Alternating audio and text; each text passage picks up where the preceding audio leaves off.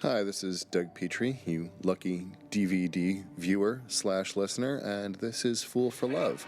And this is Buffy, kicking a vampire's ass. I remember writing this guy's kind of a Van Halen-y hairdo guy, and we're always trying to come up with a new kind of vampire, and all I knew was we hadn't done an 80s hairband vampire for a while.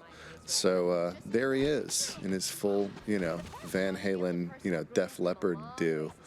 And the art department went nuts with this, costume people. And, well, Buffy just got stabbed. That never happens. But it happened this time. And I'll explain how we came up with that.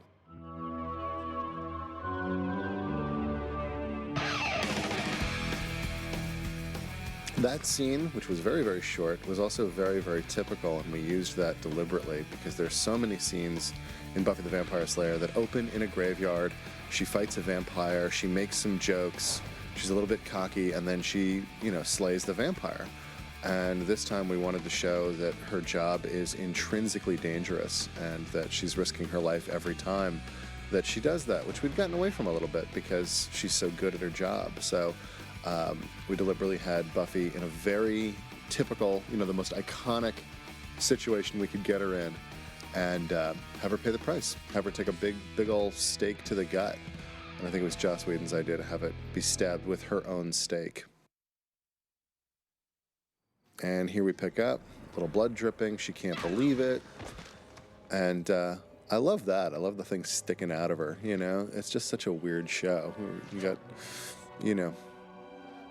beautiful women getting stabbed with their own stakes and then karate fighting and, the whole scene. And we really wanted to play that, vampires are intrinsically dangerous. Vampires are tough. Buffy's been kicking their ass for so long. We wanted to reestablish her job is dangerous, and this is the danger of it. She's a little bloodier than I remember. That's pretty cool. Big build-up, and Riley shows up, which is fun. I love working with Mark Blucas. He's a really cool guy. I think he's got a little taser action here. We always talk about adding a little bit more special effects to the taser effects. Our big template for that is R2-D2 in Star Wars when the Jawas zap him and the little blue laser beams go swirling all over his body. We always want to do stuff like that. I can't believe I passed out. Do you think I'm a total wuss now? And fans usually go nuts. Whenever it says guest starring David Boreanaz, people go crazy. And this is my first time ever working with Juliet Landau, who plays Drusilla, and she's just the greatest. I'd always wanted to write Drusilla dialogue, and got to for the first time, which was very exciting for me. Real mom, real freak. Co-producer Douglas Petrie. I always think that should be bigger and kind of in wiggling letters and neon and stuff. But, they don't listen. Complete with combat medical training? That's just a Buffy Summers bonus. And we rarely do kind of a morning after scene. We played a little bit of a sex metaphor here of, not wanting to get caught by mom. And what was really tricky with Riley at this point is that here's this guy, he's strong, he's handsome, he's capable, but he just can't keep up with the Slayer. So, Riley feels a little bit left out here and a little bit like a wuss. In the best physical shape. And it's fun having Michelle Trachtenberg interrupt intimate scenes. Oh, there she is, interrupting an intimate scene. Using the word sexcapades. Hiding stuff from mom is kind of a fun thing. Hey, Miss Summers. How you feeling? Pretty much a standard of the show. Bordering on chipper, and tomorrow planning on being obnoxious. Glad to hear it. Buffy, when you have a minute, I'd like to go over the grocery list for next week. You got it. I miss Christine Sutherland. She was great. Disinfecting something? Oh, mine. Some nail polish experiments. This episode was written very, very quickly. This is one of my favorite episodes, I think, of the series for me personally to have been involved with. And Nick Mark did a great job directing this. We kind of threw him in. We threw him in the deep end of the pool, and he handled it really well. Dawn's all proud of herself. This episode was written very quickly, which is usually a recipe for disaster and much, much rewriting. But something kind of just clicked on this one. We kind of knew that it was a special episode going in. It was very much designed as a two-parter with the Angel episode that was to immediately follow. And, back when we were on the same network. And it's funny, I asked Joss Whedon, what do you do when you're working around the clock at the office and you need to sleep because there's nowhere to sleep? And Joss told me that, go down to the sets, because they have these really comfortable beds. I actually wound up sleeping in Mom's room, the Mom's room set. I was looking at all the beds. I was like Goldilocks, trying to find the right bed to sleep on during the marathon writing session for Fool for Love. And, I tried Xander's bed, but it wasn't quite right. And then Buffy's bed, but that just felt kind of awkward and, stalkery fanboy. And then I tried, Mom's bed, and it was very, very comfortable. It was just right. I love these shots. I think the director uses a slightly wider angle lens on some of these, and it just makes Riley much cooler. And here's our gang being, kind of the goofballs. It's code. I also love how the art department, what they do with, how they make up different brands of potato chips and stuff. I think those are called Tastos or something. Tito's chips. Riley gets darker and darker throughout the season, which is kind of fun. That was Blucas's idea, the big turn. He said, "Can I just be startled by them?" We thought that was funny, so we went ahead. You were doing all that yelling, Mr. Stone. And I believe It's their fault. that the mist on this night was not manufactured. I believe that it was actually this misty that night. If you're looking closely, you'll notice that all the cemeteries on Buffy are basically the same location with the graveyards rearranged, the tombstones rearranged. So there you go. The secret's out. Watch my back. Riley's character got darker and darker throughout this season, and I think that this episode was a bit of a turn for him, where we wanted to separate him from the Scooby Gang. Because look, they're all colorful and they're having fun and they're eating potato chips, and he's all business, and I think he's heading down a bad path. He's gonna snap later on. Here's another one. What's fun about this episode, too, is that we very much got into vampire lore and Slayer lore and the history of what it means to be a Slayer. I think that one of the reasons this episode is well liked is because it really kind of goes to the core of the series. It's very, if you're a big fan, mythology freak, the way I can be for my favorite TV shows. This really explains a lot about what it is to be a Slayer and what it is to, be a vampire and what their relationship is like and the intrinsic risks of Buffy's life and what she goes through and what she's afraid of. And, she's a woman who risks her life all the time. And we had to remind ourselves and our audience that this is a risk. It's not just a given that she's going to win all the time.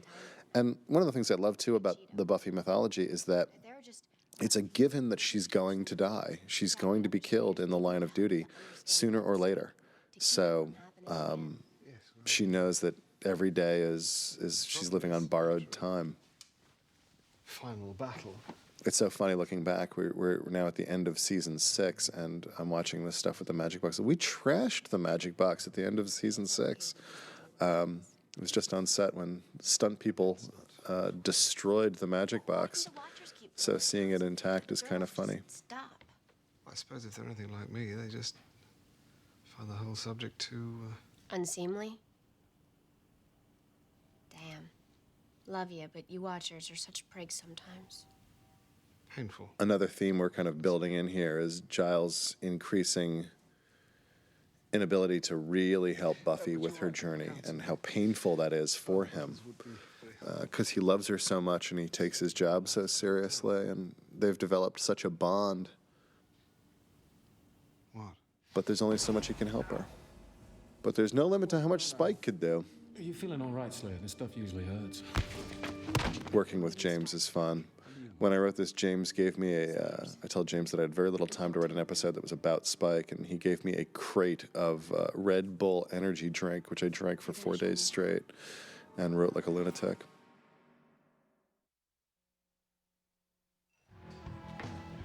And we're back from commercial. One of the things that's fun as a writer is you envision it one way, and then the director takes over and actually does the very hard work of shooting the episode. And I have to say that Nick Mark, our director on this episode, did a great job stylistically with a lot of these scenes.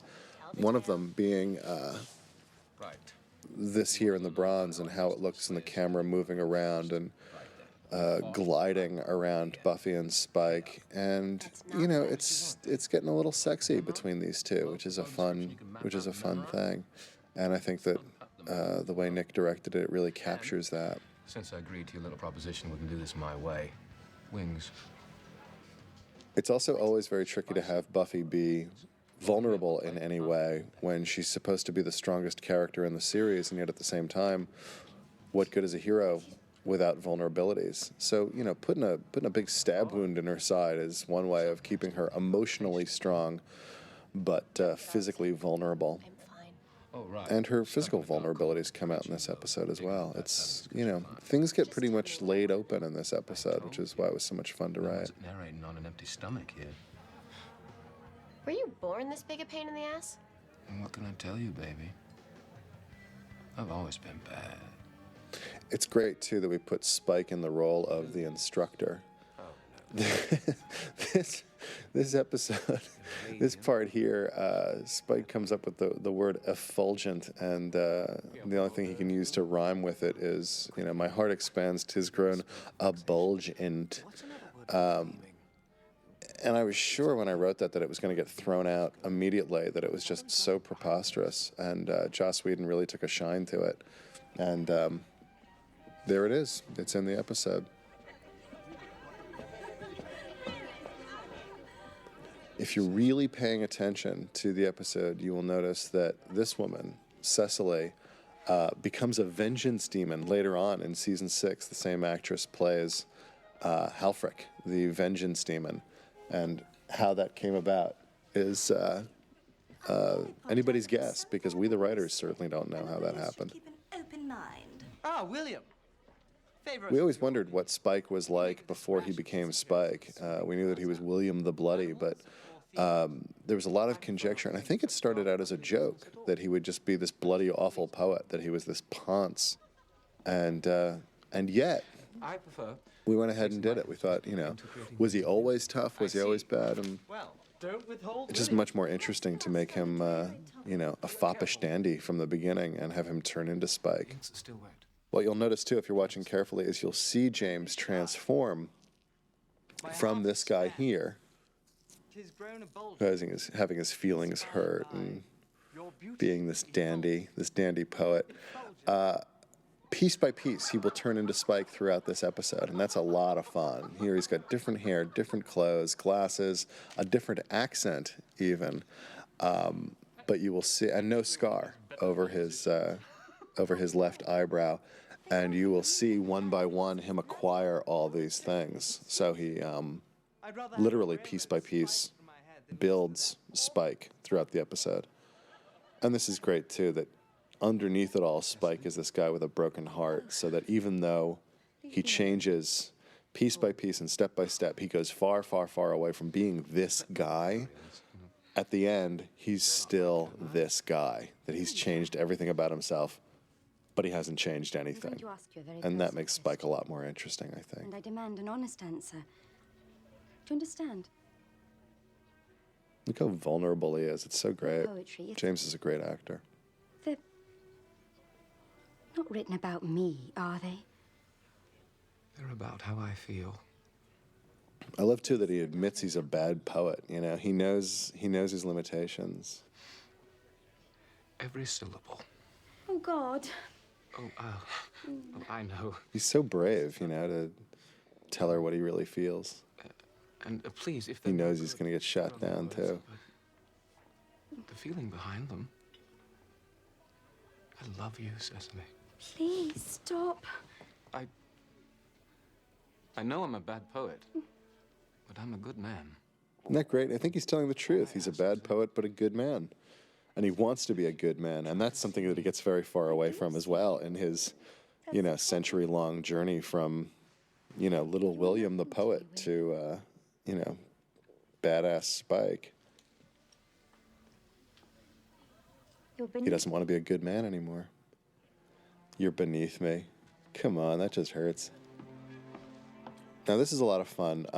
We worked with the Angel writers in figuring out this, you know, what was then a two-parter with an Angel episode. And here, if you're watching carefully, Spike's about to bump into three people. and they are Angel, Drusilla, and Darla.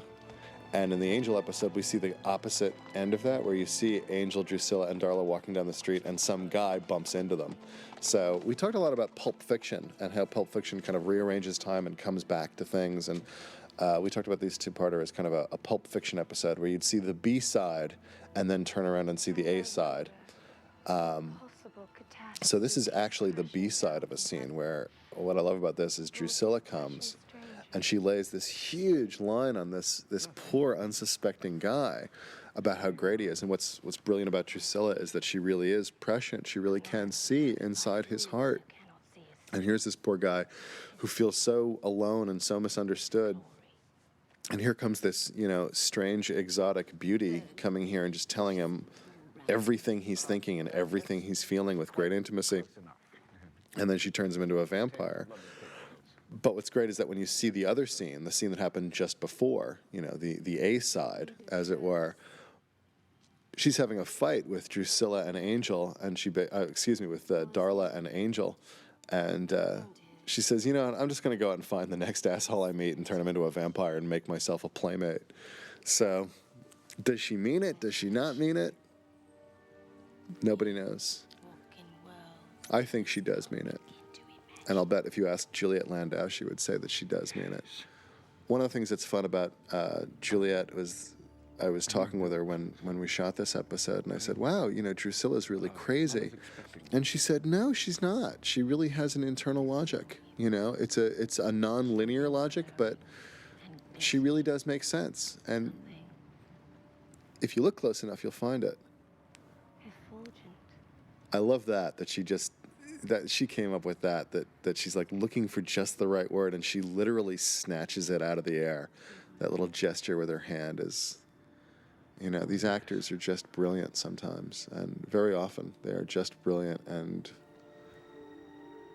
one of the things I learned the more I spend time on the set and actually directing episodes now is that the more you leave them alone, the more they'll bring you things. And that was a little gift from Juliet. And I love this too, that she turns into a vampire, and usually when someone turns into a vampire, their victim is terrified or frightened or confused, and William is still into it, but it hurts, which we've never done before. Just kind of go, ow. And then it turns kind of sexual, which is nice. This is probably the dirtiest episode I've ever been involved with. There's a lot of sexual ecstasy metaphors. And sometimes metaphors, sometimes it's just sexual ecstasy. Now here's where we see Riley get a little bit, another twist of the dial in terms of him taking a darker turn. And he's going to blow these guys off in a little bit. And I love this shot. That's a beautiful shot. They just look good there.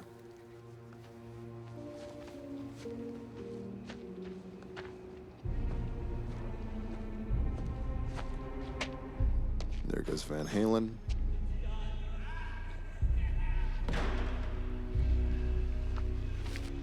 And what's great about this is that you don't know what Riley's up to. It's a little bit of a mystery where he goes in, he sees a collection of stuntmen, I believe. There's stuntmen in there? Hey, stuntmen! Look at the stuntmen. They're having a stuntman party. And he says, let's retreat. Forget about crashing. There's too many of them. We'll come back at daybreak when they're asleep and we're better armed. It's okay. That's a great shot of Lucas. Dead in the morning. And here's what I was talking about before, the way this section is shot. I just think it's really beautiful. Camera's always kind of gliding around these two. Don't make it sound like something you'd flip past on the discovery. And I don't know why. Maybe it's a movie thing, but there's always something menacing about people playing pool. Maybe it's because we've seen so many movies where, when a bar fight breaks out, you got to be playing pool before it happens. I love the string of lights in the background, too. It's a really beautiful looking episode. I was through living by society's rules. Decided to make a few of my own. Of course, in order to do that... That's a great shot. I had to get myself a gang. Perhaps it's my advancing years that makes me. And this is big fun for the fans. Now we see, the rest of the gang. And, Angel's been off on his own show for over a year, so it's kind of fun to see him back on Buffy. with his, you know, his original haircut. The hair is great in this episode. Everyone's got great hair. And when'd you start talking like that? We barely got it. Now, here, you know, we're talking about laying it on piece by piece. I love the two women. This is a great gang. This is a really great gang. Everyone's got a different personality. Here you will notice that William's accent has changed. He had kind of an upper crust British accent before, and now he's got this kind of Cockney, almost working class thing going on. And in conceptualizing this scene, Joss Whedon was very clear about working class differences that and social castes, where Spike very much represents the working class and Angel is more the elite, more the kind of aristocracy. But this is not his birthday. And, you know, props to Juliet, but Drusilla is nuts. I mean, you got to admit it. But she finds the logic in it. And here Angel is kind of, you know, saying that you always want to pick a fight that you can win. And William, who's new to this, wants to fight. He wants to mix it up. He wants to scrap. So the first time we saw him, he kind of earned the name Spike. We learned where Spike came from, and here he says, okay, I'm Spike now. And he's got the working class accent.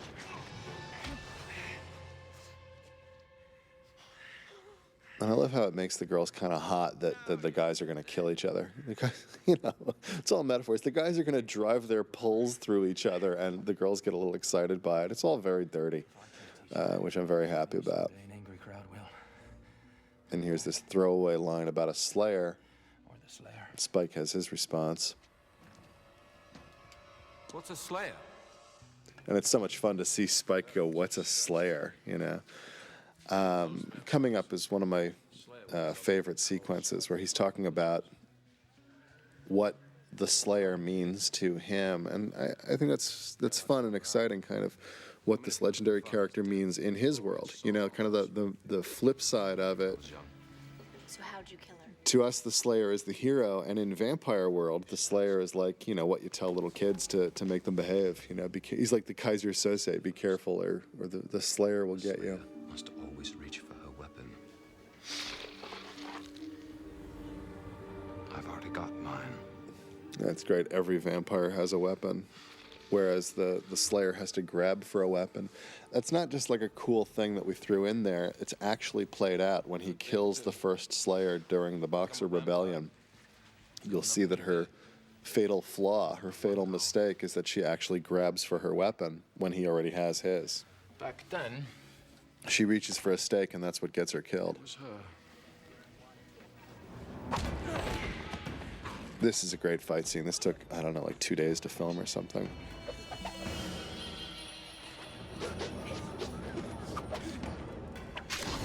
And there's the scar.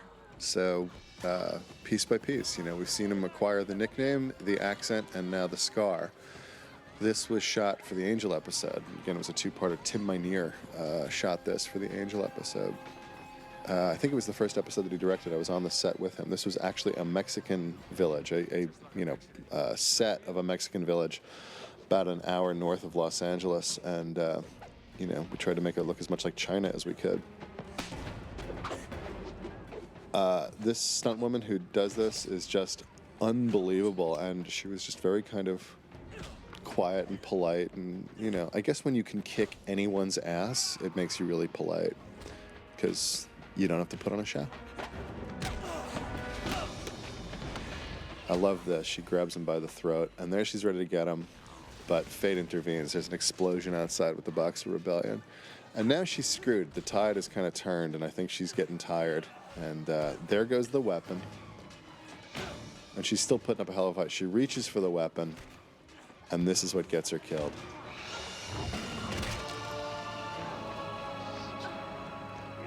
And we really played up the monstrousness of it. I mean, that's just horrible.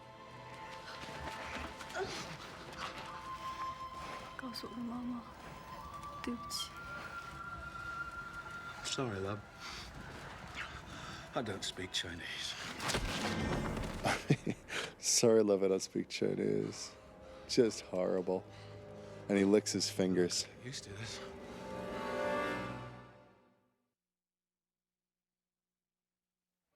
So we're really building a monster here, you know, piece by piece. And I think when you know, dramatically, when you build a monster, you have to start with a human being, and you kind of realize that they're not as monstrous as you may originally think. You know, they got this way for a reason.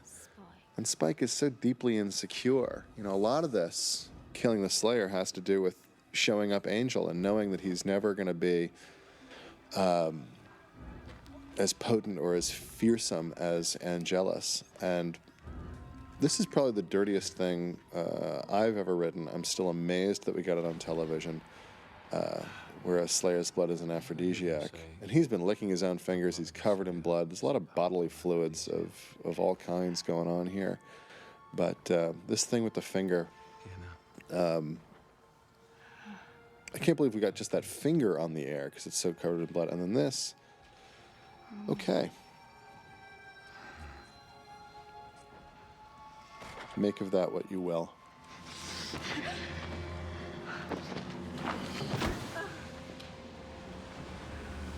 You know, part of the building Spike is that it's the first time that he, you know, has Drusilla. I think that in their gang, you know, Angelus has all the juice, and Spike just gave himself a promotion. He just killed a Slayer, which is something that Angelus has never done.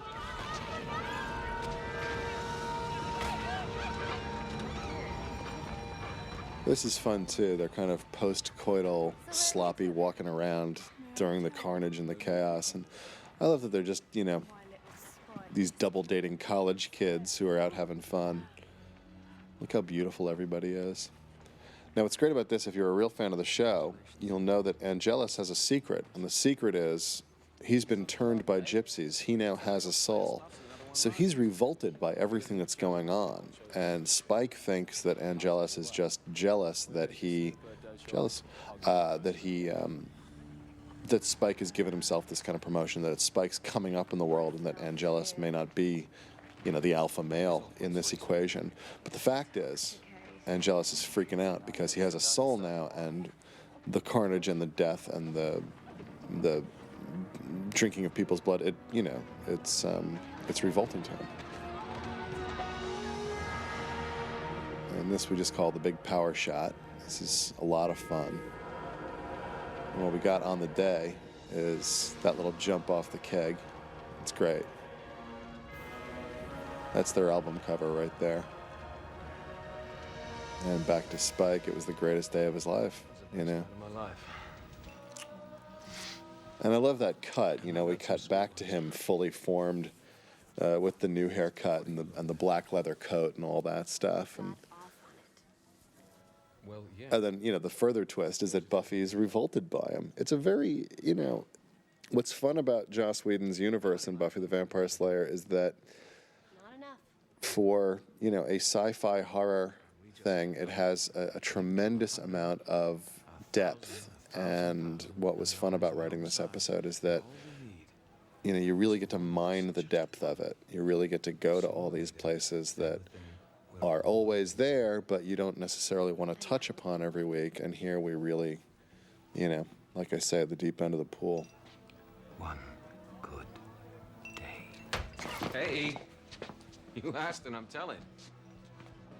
The problem with you, Summers, is you've gotten so good, you're starting to think you're immortal. Not really. I just know I can handle myself. Oh. And how do you explain this? That's fun that when he hurts her, he hurts himself as well. What's great about this, and was a little bit tricky this episode, is that Spike has this chip in his head so he can't hurt Buffy. And yet he's got to demonstrate how to kill a Slayer, and how do you do that if you can't hurt them? This is a lot of fun, too. This is where Riley starts to fall apart and walk into the stuntman party.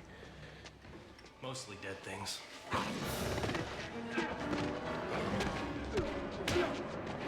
You know, and he puts up a pretty good fight for a guy who's just human. I love that he kills the guy with the same steak. You know, he gets his girlfriend's steak back.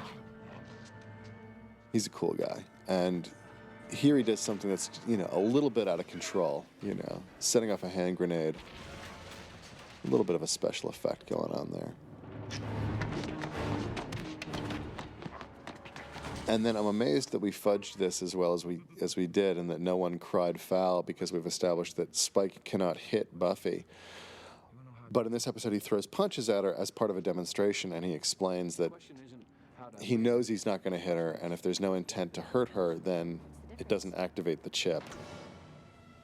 And if you buy that one, then I say thank you.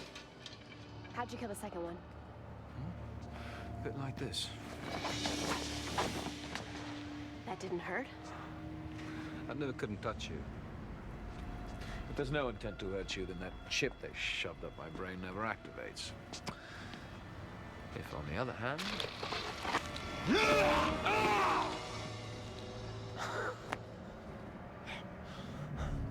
See, now that hurt. Yeah? This hurt too? I love that Buffy's just so pissed off, you know? What's fun about this, too, is that he's striking these really deep nerves with her. He's really going to a place she doesn't want to go to, that she's asking questions. This is my favorite cut in the episode. He's going to flip her off him, and somebody else lands. Nikki is great. This this sequence is just fun. New York City, 1977. I'm a big fan of, 1970s cops movies like The French Connection and The 7-Ups and Shaft. And this is kind of a combination of all those. This is my fanboy dream of, doing a 70s cop movie in New York City. And what's great about this is originally we thought we were going to do it on a subway platform. And Gareth Davis, the producer, said, there's a train over at Universal we can use, and so we did. This is literally done with smoke and mirrors, by the way. We literally have smoke blowing past and mirrors flipping around with lights shining on them, so it looks like lights are flying by, and it looks like the train is actually traveling, but it's not. This intercutting, by the way, was inspired by, which means ripped off from, Reservoir Dogs, where Tim Roth's character tells a story in Reservoir Dogs, and you start to see him narrating the story within the story itself. And I love these cuts. It's just a lot of fun. This vampire slayer, by the way, is named Nikki, and Nikki came back in the form of comic books and stuff. Nikki is a favorite slayer of mine in Slayer lore. And then she just kicks him in the nuts. I love that she's kind of no-nonsense. She's very tough. She's the Shaft of Slayers. I was very sorry to see her get killed, but, you got to do what you got to do. She lives on in my heart. This is also another fun cut where, you write this stuff and you don't know if it's going to work, and then you see it, and here we go. And here he starts talking to the camera. And this was a big creative risk. We had no idea if it was going to work or not. And I think it worked beautifully. You never know until you actually try stuff if it's going to work or not. And sometimes the things that you think are really cool come out goofy, and the things that you think are goofy come out really cool. And this was one of those. This could have been goofy, but it ain't. Now, one of the things about the 70s Slayer is we felt it might be a little arch. This is harsh. That's just harsh. I hate to see her go. Even you. One of the ways we sold this to Joss Whedon is, you'll notice Spike has the big black coat. He got the coat from Nikki. Here he stops the train, and he picks up the coat. That was a bit of an homage to, if you're a comic book fan, Frank Miller's Sin City. There's this great comic book. There's a guy named Marv who just kills his way to the top of a giant mystery, solving a mystery, and he kills his way up the echelons of this dirty, dirty underworld. And every time he kills a guy, he takes his coat. So he's got a better coat throughout. He's got this raggedy coat at the beginning, and he's got this really great trench coat at the end. And so here we have Spike, got the white hair, and the coat, and the scar, and the accent, and the name. And here he's telling something to Buffy that she just doesn't want to hear. And the secret is she wants to die. Get out of my sight, Spike. And ironically, at the end of the season, she does. She gets her wish. See, we actually know what we're doing. Believe it or not, we know what we're doing. Do something about it. Hit me. most of the time. Come on. One good swing. You know you want to. I mean it. So do I. Give it me good, Buffy. Do it. Spike. This was a late addition in the script, was Spike trying to kiss her. She just can't believe it. And now he's all embarrassed. And it takes yet another turn, you know? There's not a lot that we don't get into in this episode. And what's fun is that it's really just about these two. It's really just these two characters. Say I do want to. And here she drops the bomb. You, Spike. It would never be you.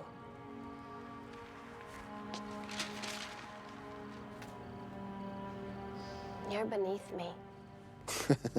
So here we've seen Spike get built up piece by piece, and he's still the same guy. He's still the same guy in the parlor with his poetry.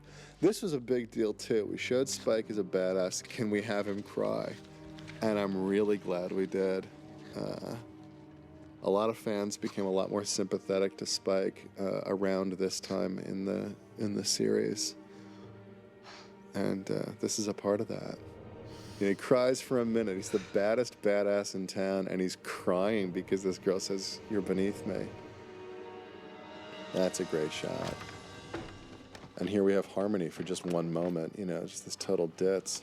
Spike, what are you doing? Beneath me. And this is a fun act out. 6 bloody feet beneath me. Hasn't got a death wish. Bitch won't need one.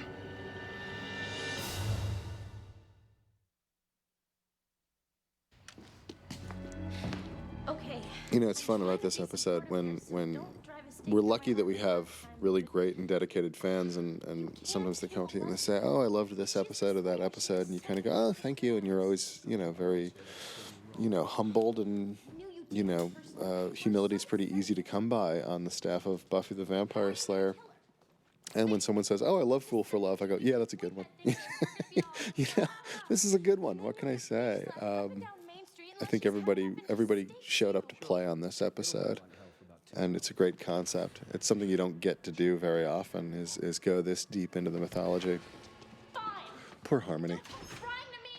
She just gets so stepped on all the time. Mercedes is a great actress. Why can't you kill her?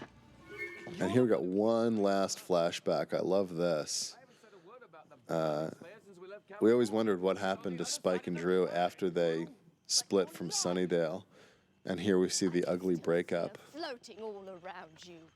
And here, you know, something I'm noticing just watching it now is this is all about people telling other people things that they need to hear but don't want to hear.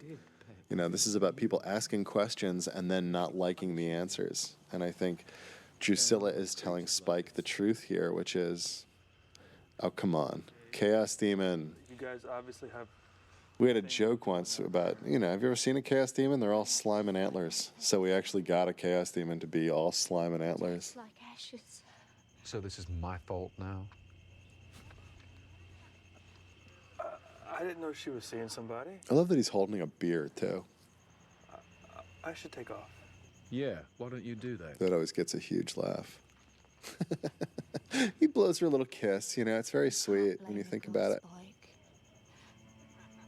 Drusilla, you know, has supernatural, like, mind-reading abilities, but she doesn't need them to know that Spike is obsessed with the Slayer. And he doesn't know or admit to himself that he's obsessed with the Slayer. And here we move the season forward where, you know, Mom is quite ill. And Buffy's got problems of her own. I'm fine. Have you seen my condition? And what's great about this episode is it's building kind of sexual and violence-like tension between Spike and Buffy, and it builds and builds and builds and builds. And we know in the audience that Spike is coming over to Buffy's house with a shotgun to, you know, blow a giant hole in her. And, you know, she's hanging out with Mom, getting devastated in a whole different way. What is it? So you can really, you have a, you know, dramatically, you have a little room here to play this scene out as long as you want it to, because we know that something very bad is coming. So It's only one night. that's a little bit of a help. And they say even if there is something, it's still very early if they didn't see it before. In my first draft, I wrote this whole monologue for Joyce about how great her life had been. And it was absolutely awful. It was just this kind of, giant neon sign saying, "I'm going to die." And, here we know Spike is coming. We know he's got a shotgun. And Buffy's as vulnerable as she could be, and what's he going to do is a lot of fun. This scene was shot, by the way, when there was a tremendous amount of noise just outside our studio, and how the actors did it, I will never know. But they did.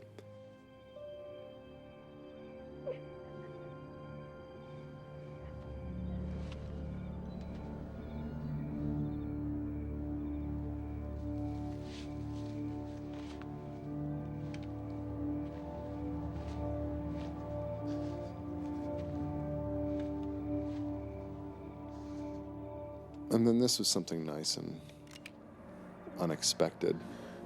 I'll just let the scene play out because the actors do so well here, and it's just kind of a nice moment where, and again, our worry was, would it be anticlimactic? But it really isn't. What's going to happen between these two? It's been building. Is it going to be violence or is it going to be sex?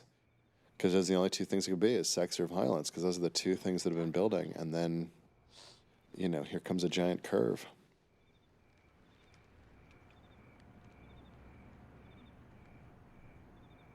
Is there something I can do?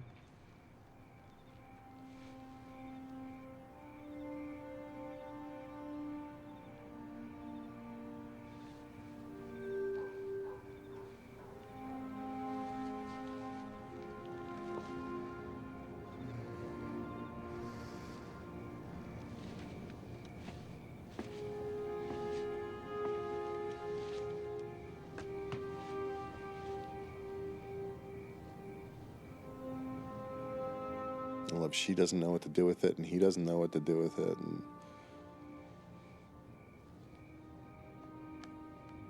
I just love that. And she decides to let him try to comfort her. This is just a beautiful shot of these two, not knowing where they are or what to do with themselves. And that's our episode. That's Fool for Love. It was a hell of a lot of fun to write, and I think everyone really came to play. Everyone did a great job on this episode. Very proud of it.